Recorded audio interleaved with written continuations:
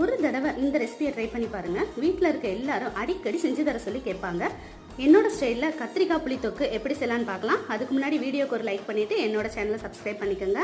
இதுக்கு முதல்ல ஒரு கடாயில் வறுக்க வேண்டியதெல்லாம் வறுத்து வச்சுக்கிறோம். ஒரு ஸ்பூன் நல்லெண்ணெய் சேர்த்துக்கோங்க. இதில் 2 வரமிளகாய், 1 ஸ்பூன் அளவுக்கு கடலைப்பருப்பு, ஒரு அரை ஸ்பூன் அளவுக்கு கொத்தமல்லி, இப்படி அளவுக்கு நடக்கல போட்டு நல்லா வறுத்து எடுத்து வச்சுக்கலாம். இப்போ அதே கடாயில் எண்ணெய் விட்டு கடுகு, உளுந்து, சீரகம் எல்லாம் போட்டு தாளிச்சுக்கோங்க. நல்லா தாளிச்சோடனே 10 கருவேப்பிலை சேர்த்து நல்லா வதக்கி எடுத்துக்கோங்க. இப்போ இதில் 2 வரமிளகாய், நீளமாக நறுக்கின கத்திரிக்காய் சேர்த்துட்டு கொஞ்சோண்டு மஞ்சள் சேர்த்துட்டு நல்லா வதக்கி விடுங்க. இப்போ இதில் தேவையான அளவு உப்பு சேர்த்துக்கோங்க. ஒரு சின்ன லெமன் சைஸ் அளவுக்கு புளி எடுத்து வச்சிருக்கேன். அதை இதோட கரைச்சி விட்டுட்டு தேவையான அளவு தண்ணி விட்டுட்டு நல்லா கத்திரிக்காய் வேகிற அளவுக்கு நல்லா மூடி வச்சு எடுத்துக்கோங்க. எண்ணெய் நல்லா பிரிஞ்சு வரும்போது ஏற்கனவே நம்ம மிக்சியில் வறுத்து அரைச்சி வச்சிருந்த பவுடரை இந்த தொக்குல சேர்த்துக்கோங்க. இந்த தொக்குக்கு இதுதான் ஒரு தனி டேஸ்ட் கொடுக்கும். இந்த கத்திரிக்காயோட டேஸ்ட்டு செம்ம சூப்பராக இருக்கும். 5 நிமிஷம் மூடி வச்சுட்டு எடுத்தோம்னா தொக்கு செம்ம டேஸ்ட்டாக இருக்கும். நீங்களும் இதை ட்ரை பண்ணி பாருங்கள். உங்கள் ஃப்ரெண்ட்ஸுக்கு ஷேர் பண்ணுங்கள். பாய்.